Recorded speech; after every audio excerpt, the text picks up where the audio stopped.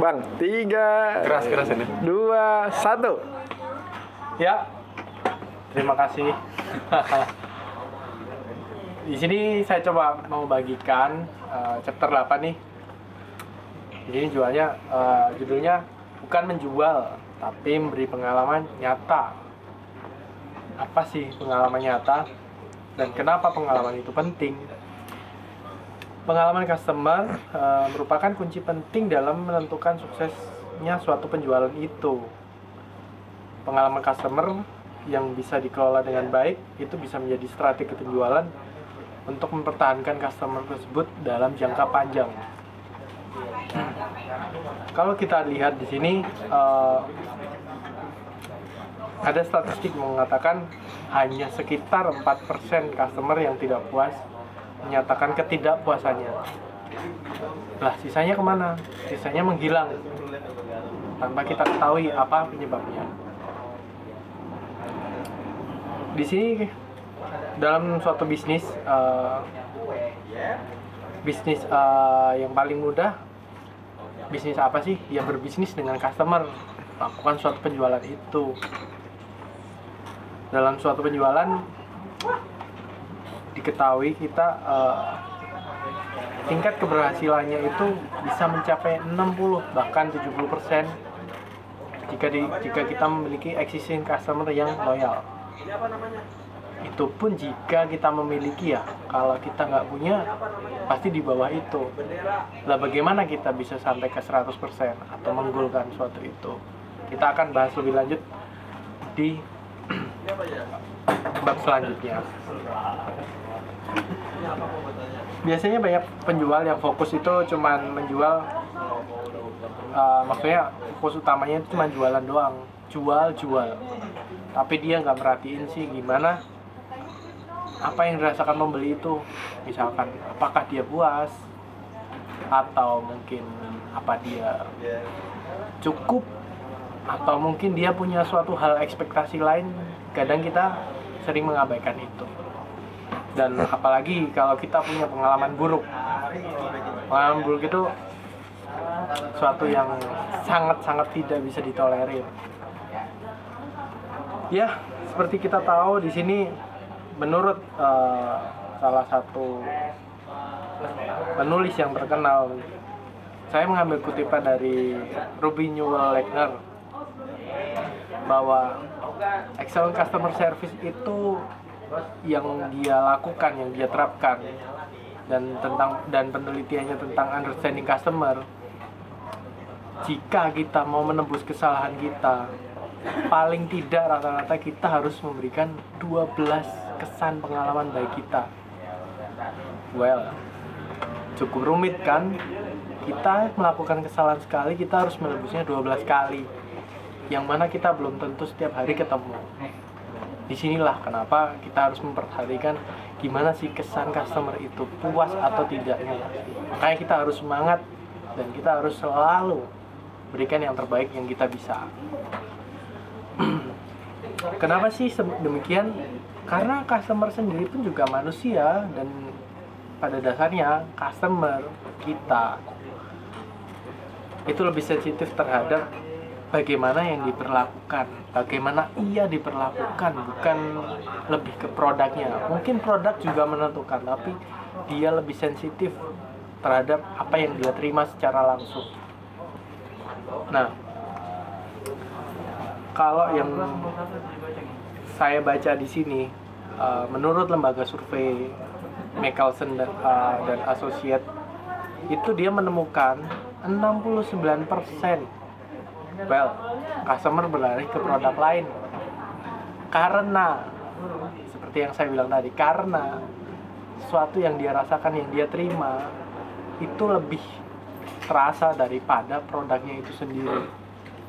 So, kita nggak usah khawatir dengan kompetitor kita, tapi kita bisa memberikan yang maksimal, itu sangat jauh lebih baik.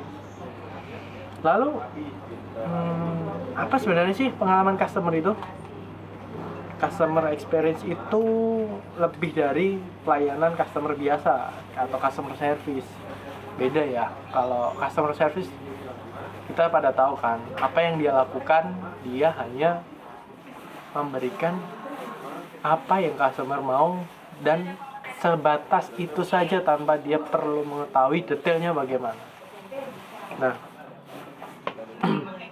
kalau pengalaman customer yang dimasukkan ini meliputi tentang seperti yang saya sebutkan tadi, kesan muncul yang apa yang dirasakan ketika dia memakai produk tersebut, ketika dia merasakan jasanya tersebut, serta hal-hal lain. Di sini sebenarnya ada caranya sih. Ada 7 cara di sini. Menurut buku ini, salah satunya yakni kita bisa diandalkan atau reliable. Kenapa gitu? Ya, pengalaman nyata itu paling paling perlu disampaikan adalah referensi dari customer lain. Tanpa perlu banyak bicara, biarlah fakta yang berbicara.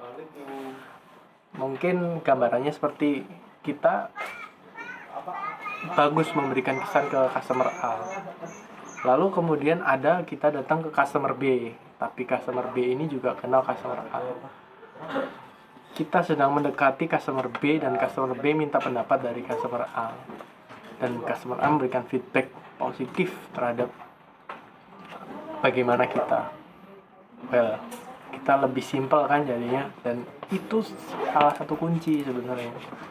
Makanya kita harus bisa diandalkan dimanapun.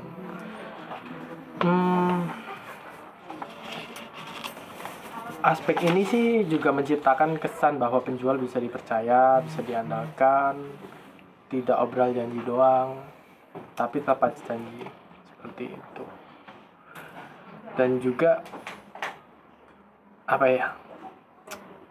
paling tidak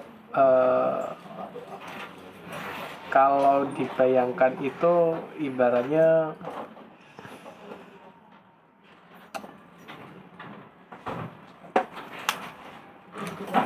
seperti ini.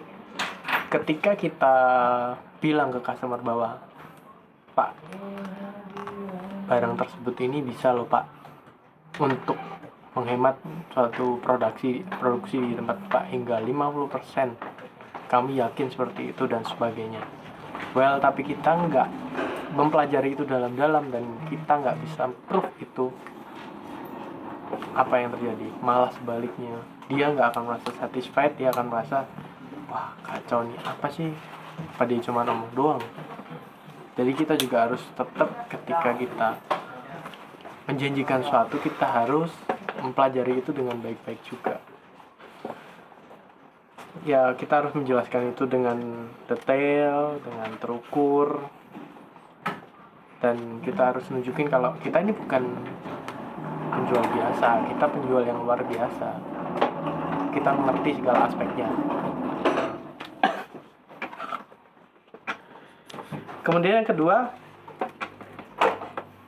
tindak lanjut yang tepat. Biasa kalau kita di sini maksudnya tindak lanjut yang tepat itu kita juga bisa memberikan kelanjutan bagaimana follow up atau purna jual atau service setelahnya itu dengan baik. Misalkan barang telah dikirim dan telah diterima oleh bagian logistik pada tanggal, jam, sebutkan berdasarkan bukti bla bla bla dan sebagainya. Itu akan memberikan pengalaman positif ke customer terhadap penjual. Kenapa? Karena penjual itu tahu SOP-nya, tahu detailnya, dan tahu bagaimana proses itu terjadi, seperti itu. Kemudian yang ketiga, menghargai waktu customer. Nah, kita mungkin sudah dibiasakan untuk paham bahwa kita harus selalu on time dimanapun, dan kita juga harus tahu dan menghargai customer itu bahwa dia yang bisa memberikan kita support, dan kita harus berikan support balik. Ya, Itu sih sangat-sangat simpel ya, tapi itu sangat-sangat memberikan efek yang wow. Misalkan seperti kita baru ketemu customer itu pertama kali, kita harus memberikan first impression ke customer tersebut bahwa dengan cara ya kita datang on time, kita berpakaian rapi dan sebagainya. Kemudian poin yang keempat di sini, respon yang tepat. Kalau di sini ada ringkasannya bilang bahwa kenyamanan bisa diberikan melalui respon yang tepat pada saat yang dibutuhkan. Jadi perlu dimengerti juga di bagian pembelian itu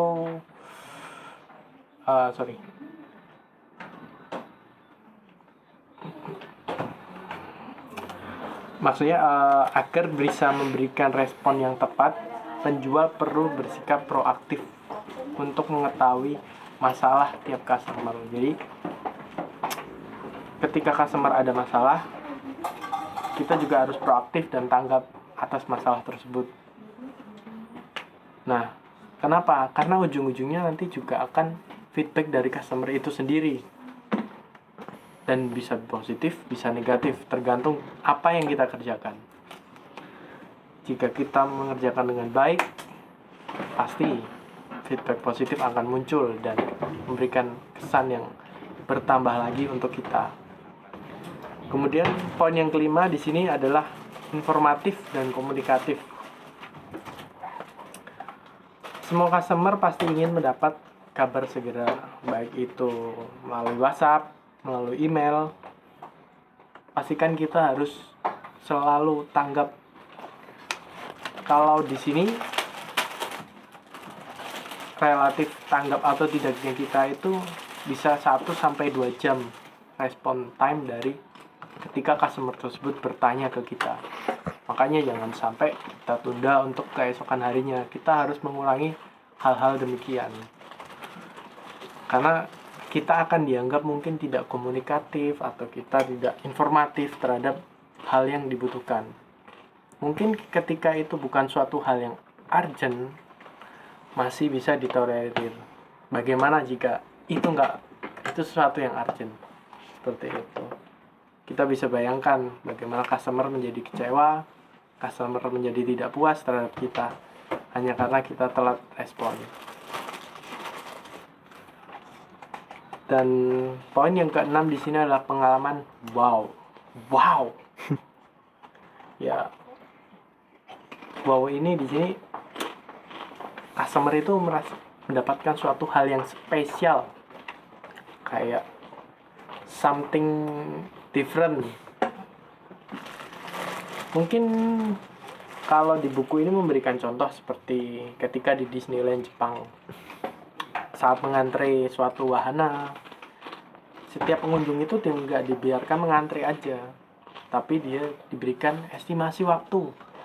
Antrian dengan estimasi mungkin akan habis 15 menit, 5 menit, dan sebagainya. Jadi itu juga berkaitan dengan poin sebelumnya mengenai informatif. Jika kita memberikan suatu hal yang informatif dan jika kita memberikan suatu hal yang wow, unik, terutama itu akan memberikan kesan customer itu diingat gitu. Apa sih nilai plusnya saya, apa sih yang bisa diberikan, itu akan teringat dengan jelas. Sebenarnya ada banyak cara sih yang bisa dilakukan penjual jika memang benar-benar ingin memberikan pengalaman wow. Misalkan kayak kita bisa standby 24 jam, malam hari pun kita bisa langsung feedback wow. Itu salah satu contoh. Nah, poin yang terakhir di sini adalah cepat mengatasi keluhan. Biasanya kan penjual biasanya sangat rentan apabila menghadapi komplain atau keluhan. Mungkin ada sebagian yang lari, mungkin ada yang acuh tak acuh, mungkin ada yang menanggapi itu dengan baik. Padahal keluhan itu sebenarnya menunjukkan bahwa customer itu masih perhatian terhadap kita. kita masih diberikan warning dari customer tersebut supaya kita bisa lebih aware lagi untuk lebih maju lagi, seperti itu.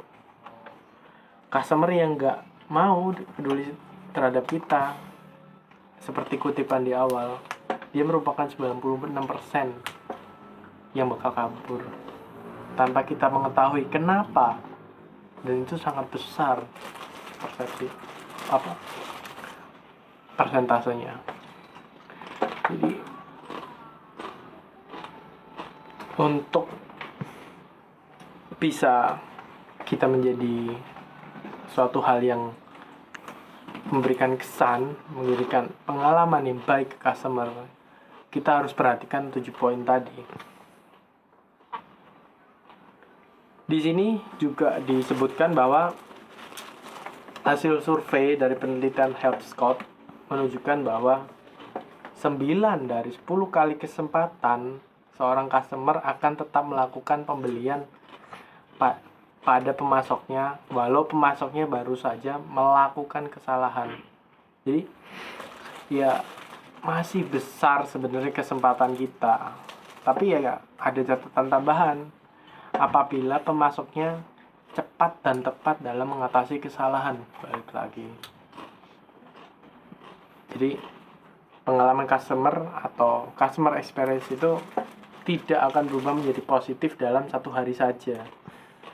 Penting bagi penjual atau bagi kita selalu fokus dan memberikan kesan positif.